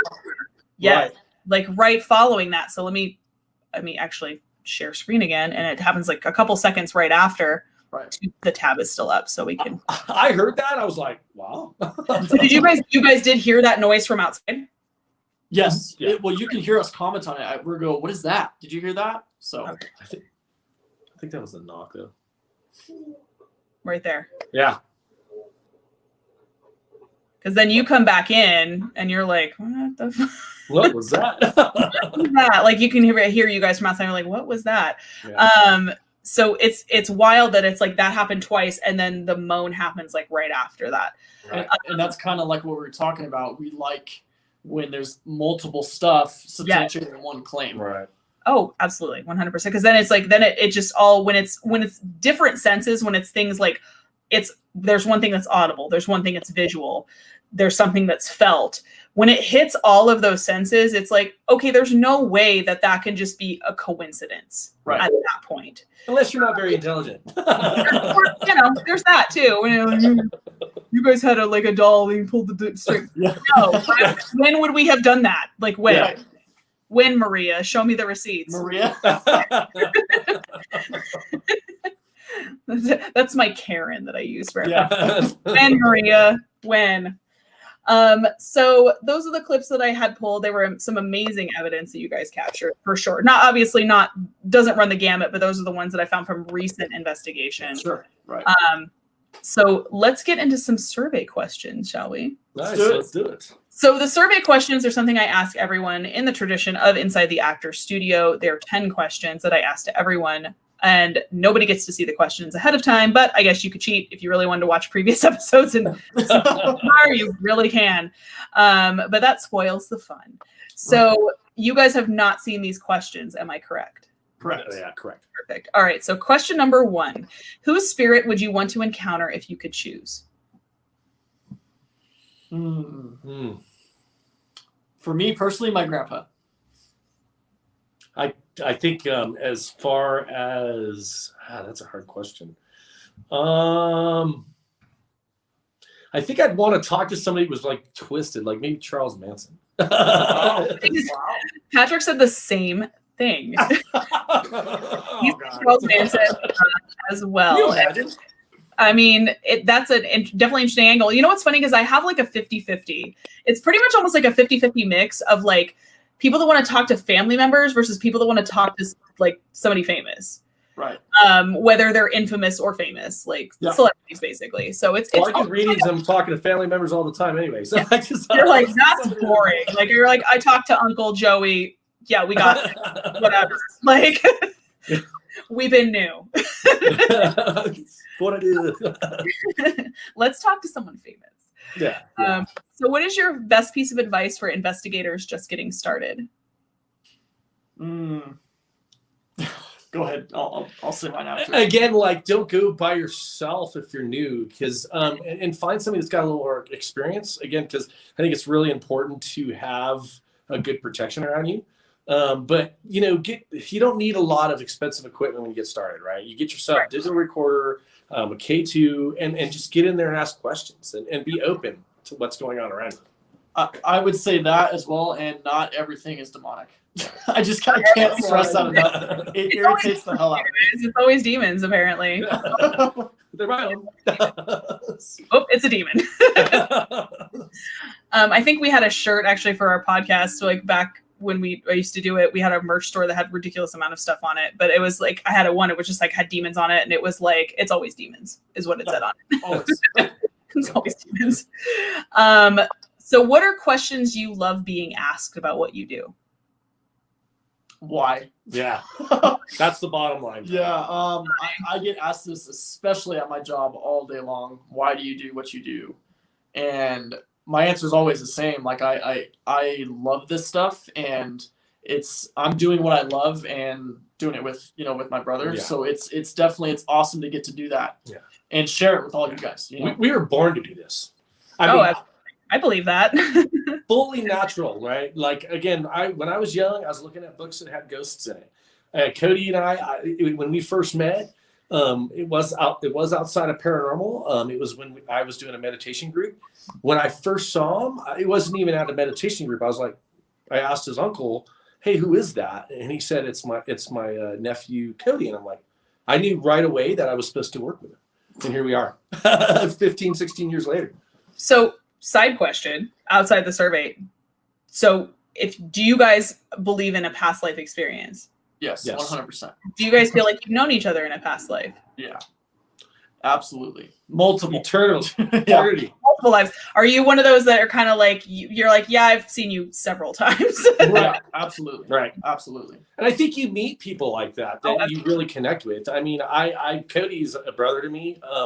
Obviously not blood, but even the way we work together, you can see that there's a brotherhood there.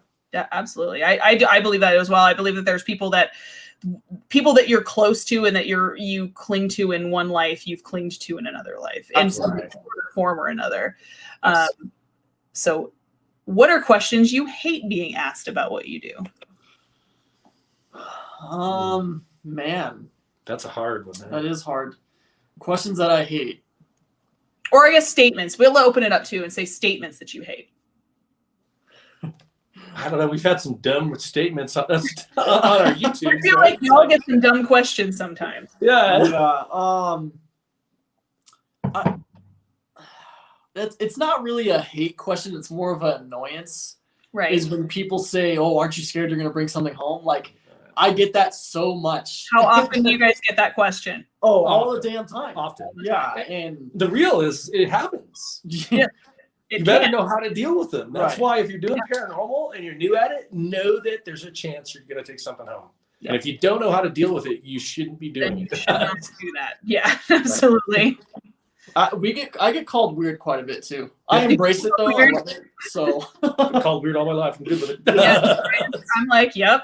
And yeah, what's your point? I have a favorite serial killer. And what's your problem? So what does the media in general get wrong about most paranormal investigations? Well, right? The media are certain freaking TV shows. we'll call them media as well. Okay. Basically, I think you're not going to get everything every single time. It's not going to happen. It's not feasible. Exactly. You can get little stuff here and there, but the amount of stuff that they portray happens is just not. Yeah. It's just not real. Exaggerating the circumstances, right? Oh, for sure, absolutely. Like definitely, like I think amping things up for television. But I'll tell you what. I'll tell you what though. Hollywood does a very accurate job of depicting demonic activity. 100%. They're good at that. They're good at that, and I think that's the problem is because they are so good at that, and maybe that's why people want to make everything out to be that because that's what they're familiar with. Right. Because it's, I mean, hey, what movies get the most like kind of views? It's like, you know, things like a haunting, you know, like things that with dark or demonic forces, you know, The Exorcist, The Exorcism of Emily Rose, like things like that that have that kind of slant on them definitely get a whole lot of attention. Yep. And that's what they put out. Like you're dealing with a demon, you're gonna deal with the darkest thing, you're dealing with the ugliest. And so the people that are kind of looking at us as paranormal investigators, you're not going to get that. You're not going to get some demon coming out and watch it. It's not going to happen. 100%. I feel like there are demons, but I feel like they've got much bigger fish to fry than us. Right. Well, if you've seen, you know, just real quick, if anybody watched Paranormal Activity, I watch those movies all the time, and super, super common occult. It's very attached to the demonic stuff. So that kind of happens. Yeah. Oh, absolutely.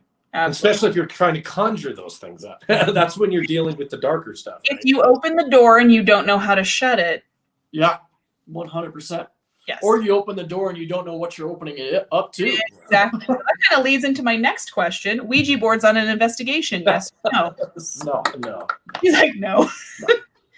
Even just no. Even with the purest intention, a Ouija board is not specifically used, and it's specifically used as a negative, I think. There's spirit board, which is a little bit different, but I think the Ouija board is more of a darker side of communicating with spirits. So I think that when you bring that in, you're actually asking for the dark to come with you. So, not a good idea. I think even with a filter, like even if you're clearly filtering, that's your intent, like only good. It's still, you're opening up a portal per se, and anything can jump through that. Right. Mm-hmm. And so often we've gone to locations where there's been portals opened. And again, it could be through ritual. It could be through the Ouija board. A lot of times it's intentional. We've been to a couple locations where they call themselves Wicca, but they don't really know what they're doing. Yeah. Boy, am I familiar with that story. Yeah. Well, yeah, there's like, because that's how like I'll know when there's a legitimate something being summoned on. For example, Clean Water Demon House. There's a perfect example. When I see graffiti that's very generic of like upside down pentagrams and 666, I'm like, I'm not impressed, because that's somebody being edgy and somebody that doesn't know, and they're just being like, I'm gonna put the devil's name, bleh. And like, okay, whatever, that's cool. But when it's a sigil, I'm like, you know what you're asking for. And there was a sigil in that house, and I was like, no. And a lot of people, the pentagram is not a bad thing. It's not. Like a lot of people, a lot of people think that's bad. It's not. They don't, and they're all misinformed. You know. Yeah, it's very much so, because that's it's not a question I get very commonly. Oddly enough, even though I wear one, it's not something I get. Like I have friends who wear them and who get that question every time they wear it. Oh, I bet. We've seen those different symbols in the farmhouse and at the Gover house. We're like, what is that symbol about? And I've seen things similar, and it's really in a demonic. You'll have to send me some pictures, because I'm pretty familiar with demonic sigils, and I can tell you probably what it is. For sure.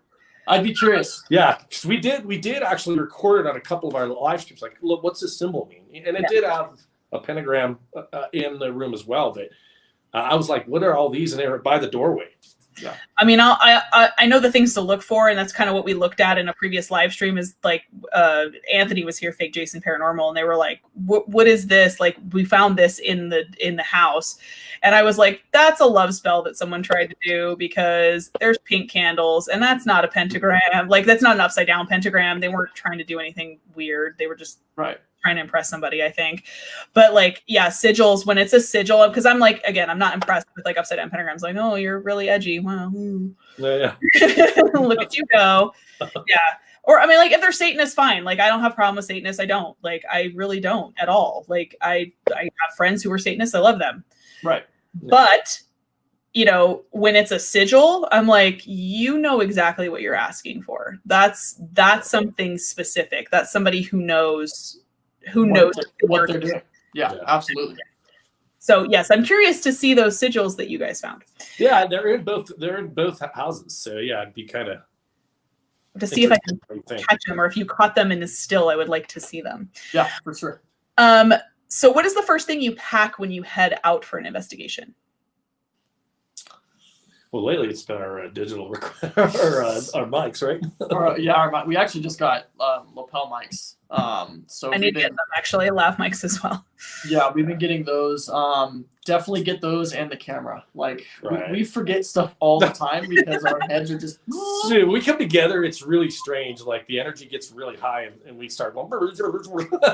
We're on road So trips. It's dumb. we make sure we quadruple check everything to make sure we have it all. And we'll still forget things. And we'll still forget stuff.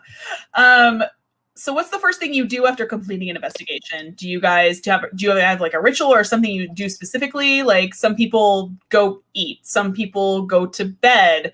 What do you do? We definitely clear after investigation, prayer, ritual, meditation, whatever you want to call it. Definitely do that right after an investigation. I think everybody should do that.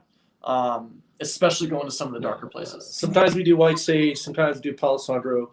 Those are real good, especially when we know we're going into a darker location. Mm-hmm. But prayer really works. I mean, again, with intention, you can do it. You know, Sean makes his own like holy water type of stuff, and that I make that my own stuff is amazing. So yeah, that stuff is fantastic. Yeah, preach it to the choir on that one. I actually make my own as well, and I've actually Patrick has some.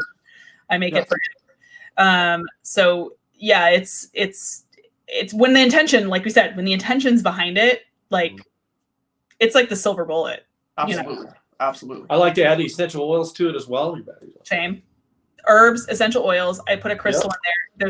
I put a coffin nail in there. Dude, like it's like about 13 or 14 different schools of magic. Yeah. I'm like, if this doesn't get rid of it, I don't know what to tell you. Call the fucking medicine. I don't know. Like at that point. You just call a new reality. We'll see what we can do. Yeah, just call these guys over here on this side of the camera. Yeah. What is your biggest fear? Something attaching to my son is my biggest fear. I don't play when it comes to children. If any children are involved, we definitely jump on that. Yeah. And I do everything I can to prevent that. However, I'm not freaking God, so it could happen. I'm well aware of that, but that's my main concern. Yeah, that's the same with my daughter. That would really bother me if something attached to her. She's also very intuitive, so I think that she's going to have experiences that are going to scare her, but they're experiences. It's all learning, right? All of it's learning. All of it's learning. Sometimes it happens before you want it to, but like, you know, and they get freaked out because they're not familiar with these experiences, and they're like, what does this mean? What does this mean? But as long as we have somebody there to guide them with what that means, then that's the important thing. Yeah. I've been very open with her, so she kind of understands and understands what she's able to do as well. So yeah, I think she would know, and she would let me know. Oh, for sure. Absolutely. As long as it's an open topic and she doesn't feel like she can't talk about it, you know, it's like, because sometimes kids are like, I've been seeing stuff or I've been hearing stuff, but nobody brings that up. So I don't feel like it's something I can bring up or talk about because people think I'm weird, you know, and as long as it's an open, I feel like that's always should be an open topic of discussion, like 100%. I'd probably go get my camera to you to just see if I can catch it. Go get the EVP thing and just be like, hold still. Can you tell us your name, please? Tell us your name. Say that again. Move something in here. Yeah. Yeah, my daughter's shown interest in paranormal. So I'm sure at one point I'll take her to somewhere that's not real bad. Well, we will. Right. Yeah, for sure. Kind of baby steps, right? Yeah. Easier way into it. So final question on the survey. Would you want to be a ghost? Absolutely. Yeah. I tell you what, if I die before Shawn, I will haunt the shit out of him. Yes. And it'll be my absolute most favorite thing. I will clear your ass. He's like, and I will banish you. Gone. I would just get my camera and make sure I caught it on video so everybody gets. Yeah, he pulls the camera out, be like, ha ha ha, Sage, bitch, get out of here. No, I think it'd be awesome. I really do. I think it'd be really cool. Yeah, I agree. There's a list of people that I'm haunting. So 100%. I have an itinerary. Yeah. You know who you are. You're You're on the list. When I say you're on the list, that's the list I mean. Yeah. So this would be the time for you guys to ask any questions for Cody and Shawn. If you guys have any questions for them, now is the time to throw those in the chat. Let us know. And if I don't get to your questions, please don't be mad at me. Please don't be mad at me. Please post them in the chat or in the comments below, and we'll make sure that they get answered if I miss your question or if I don't see it. But I'm kind of keeping an eye on the YouTube chat as well as the Facebook chat to see if we have some questions. Oh, we got one from Veronica. For Shawn, when did you know that you were gifted? So I knew I had glimpses of it as I was growing up, but I didn't understand it because of my surroundings. I think I started seeing a lot. I think that was on her end. I started seeing more clearer after I started having issues with a divorce. I think there was a point I surrendered, and when I surrendered, I got a lot more clarity. But I've always been able to like pick up things psychically as well as feeling energies around me. It just got really defined when I had a ugly situation happen to me. Right. Kind of when like push came to shove, it's like they kind of like stuff popped out. Yeah. Yeah. It told me this is the path I'm supposed to go. So it pushed me there. So Electric Pagan has a question. What's the difference between being a medium, a psychic medium, and a psychic? Okay. So a medium communicates with, so there's two things. There's a medium and then there's a psychic. A medium communicates with spirit. Communicates with loved ones, higher self, guides, angels, all of those different things. A psychic is, I still get it from the same location, my higher self. A psychic is more where you're picking up a person's possible path and what they're doing if they're on the right path and picking up things that could happen in their lives with the path that they're going. Yeah. But again, I surrender to spirit, and spirit lets me know, hey, this is the direction they're going, or this is a decision you should make. It gives me the answers they need. But psychic is more specific to a person's life and what's going on with their life. And a psychic medium is both. It's both. Yeah. It's kind of both. It's from both. So this question I feel like is for both of you, but it's a little bit of a cheat question, but I'm going to ask it anyway. Would you be on more episodes with the Haunted Side? Absolutely. Why not? Why not? I feel like that's not even a question that has to be asked. I mean, Jason and Patrick are fun. Fake Jason's fun. All those guys are awesome. Yeah, absolutely. And since Patrick is in here, I will give him some love. Yeah. Thank you so much. He's helped us tremendously. He's just got a big heart. So truly, thank you. I agree 100%, Appreciate Patrick. I really appreciate everything that you've done for the new reality. We've learned so much from you, and thank you. But I also do hate you. Yeah. So just You're a pain in the ass. And his cameraman hates you as well, Yeah. yes. from what I hear. Oh, our cameraman absolutely hates you. Absolutely hates you. Oh, He thinks you're the worst. Yeah. But it's fun, right? It's all fun. It's a rivalry, Yeah. I guess, of sorts, right? Throw We'll go elbows. That's what we'll go with, little bro contest. All right. No bro hugs. So, let me see. I think Pete has a question. Oh, that's a good question. We've never had this question. Pete says, if there was a film made about you, who would you like to play you? Oh, man. That's a good question. Shoot, that is a good question. I'm pretty sexy, so it's got to be somebody who's good looking. I'm going with that as well. No, I'm kidding. Man, that's a hard question. So my favorite actor is Leonardo DiCaprio. I would love for him to play me. That would do the face-off thing. Yeah, absolutely. Yeah, I don't know. I think I don't know. That'd be Shawn. Shawn Warren playing himself. Yeah. Playing himself. I play me. Shawn.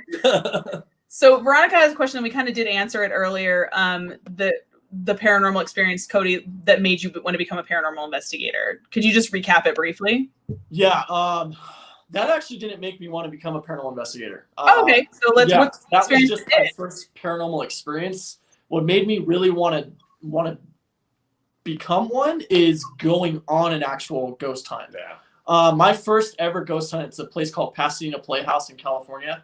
It's a haunted theater, and that place blew me out of the water. I started feeling stuff in my hands, like energies in different locations, and I was like, oh my God, I need to be here all the time. I want to do this. And that's what made me call Shawn and like, dude, you need to do this too. So his second and my first, when we did that investigation together, we were so connected from the first time we started doing it. It was dumb. Like, people are going, you guys are out of your minds. But we were feeling things, and we were going back and forth, and then we were getting activity after. It's just real natural. It was real natural. That is awesome. So let me see. Oh, another question. These are fun questions tonight, you guys. Nice. Who would win in a boxing match, Jason or fake Jason? Oh, I'm sorry, fake Jason, but Jason's got you, bro. Yeah, I think Jason's got you. Yeah. I think Jason's got him. I liked the roughness of Jason. When I first met him, I'm like, this guy's an asshole. No, he's not. He's cool. Cool dude. Bro, when I first met him, like, Patrick kind of warned us too. He's all, hey, he's a little standoffish. I'm like, all right, cool. I go to shake his hand, and he just stares at me, and I'm like, oh, well, yeah. All right, I'll just walk the other way. You're like, wow, okay, standoffish does that. Yeah. Totally, like, the greatest guy ever met. Yeah, he's awesome. He's such a good dude. He is such a great dude. Like, he's like legitimately one of my favorite people ever. Yeah. Like, because he is so sarcastic, and I was like, dude, I speak fluent sarcasm, so like we got along like immediately, like right away. That's awesome. Also, Patrick has a suggestion, Shawn, of who should play you in the movie. Oh, here it comes. Reality. I can't argue. John Travolta. Oh my God. Yes.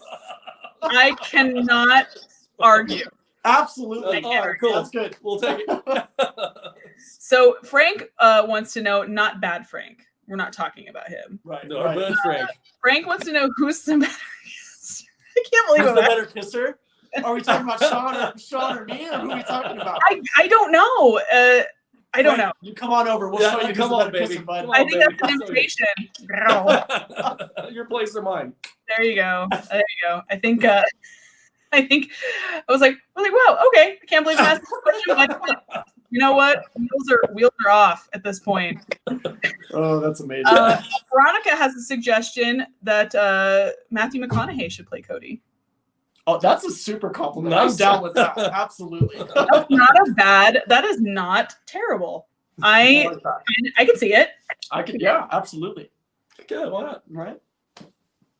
I do kind of want to play myself though. Yeah. I love Shawn. Like, would you guys ever? Okay. Well, let's spin off of that for a second before I let you go. Is that something you guys would be interested in doing? Is like making a feature length, like documentary? Yes. Yes. Absolutely. Like Demon House or something like that. Absolutely. Or our lives. Yeah. I would love to do that for sure. I mean, I think that's the ultimate goal. I think us having our own show or a movie, obviously that's the goal. But the bottom line is we want to make sure we're still having fun. I mean, if it becomes a job, we're not doing what we want to do. I always said that about the podcast. I was like, do this the minute this becomes a job, I'm done because it's not fun anymore. Right. Yeah. So we were saying we missed the podcasting, but again, just we don't have enough time to do it all. We'd love to. You only have so many hours in a day, right? Like, so is that something you would, if you did have time, that you would eventually go back to doing? Oh, we do plan on going back to it. Oh, okay. It's just we got to get stuff lined up before we do that. Yeah. So it's just on hiatus, basically. it is. Right. It is. Okay. Yeah, we're in our studio right now, so it ain't going Yeah, anywhere. you have your backdrop and you still have all your equipment, so why not? Yeah. I am 100% down to be a guest if you guys start. Absolutely. If I start mine up again, the thing's mutual. Perfect. We'll just do that. So thank you guys. If there's no other questions, I'm going to close the floor to questions at this point. If I didn't answer your question, sorry about it. Just post it below. We'll make sure it does get answered. So thank you guys for joining me this evening. It has been Thank you. Thank you for having us. we shall have to do it again sometime soon. Absolutely. And yeah, it was really fun, right? So see, I'm not scary and mean, I promise. I never thought that. I just look scary and mean in my Instagram photos sometimes, but I'm not. Never thought that. So please go subscribe, you guys. If you have not subscribed to the new Reality Paranormal, what are you doing with your life that Honestly. you're not doing that? Like, go listen to their podcast, go watch their episodes, watch all the live streams. Like, they just got monetized, so give them all the love, you guys. Please. You know, they work very hard to put out content, just like all of my guests do. And all they ask is for your support to continue their passion for the paranormal. That's all they ask for. It's not a lot. It's not asking for the moon. I don't Keep think. bringing you cool stuff, right? Exactly. The more you love them, the more they can bring you cool locations and the more they can bring you cool investigations. And we are starting a Patreon as well to help us go to different locations. That'll be up really soon. Yeah, that money's going to help us go further east because we really want to do some of the Civil War areas, right? Travel stuff is expensive. Yes, it is. 100%. Securing locations is expensive. So every dollar and every click and every like definitely helps these guys. Yeah. So make sure you do that. And don't forget to hit the little notification bell so you can get notified the moment that they are on. So thank you guys so much for joining me. It's been super dupes fun, and it will have to do it again. Yes, awesome. Absolutely. Thank you so much, Vivian. Appreciate it. Fun time. Appreciate you having us on. Of course, always. So I'm going to go ahead and let you guys go, and then I'm going to say goodbye to everybody. If you guys want to hang out for just a second, we can decompress after. We'll do. So thank you guys for joining me tonight. I am not going to be live next week. Actually, I am. I lied. So next week, you guys, I don't have a guest planned per se. However, spoiler, my birthday is pretty soon. So I think I should do a live next week that is a special guest after dark. Maybe we do just a birthday party live. It's before my birthday, but you know what? It's my party and I'll cry if I want to. So there's that. If that's something you guys are interested in joining, we're definitely going to be here. If you are interested in coming up and being a guest, let me know. I will gladly, let's just do a party, you guys. It'll be fun. 2020 has shit on so many things. I'll actually be out of town and like doing other things as planned, hopefully, unless we shut down again. Oh, God. So 2020 is basically kind of shit on my birthday at this point. So let's do something fun. Let's do what we can do. Let's grab that moment and have a good time. You only turn 40 once, y'all. So I'm not going to let 2020 ruin my fucking birthday. So there's that. So that'll be next Wednesday, which is my calendar, the 18th. And then I will be out for the 25th doing an investigation. And then I will be back with you in December. So thank you guys so much for joining me. Please join us next week for the birthday live stream. And yes, please bring cake, Papa Bear, because I do like cake. So thank you guys. Have an amazing night. Stay spooky.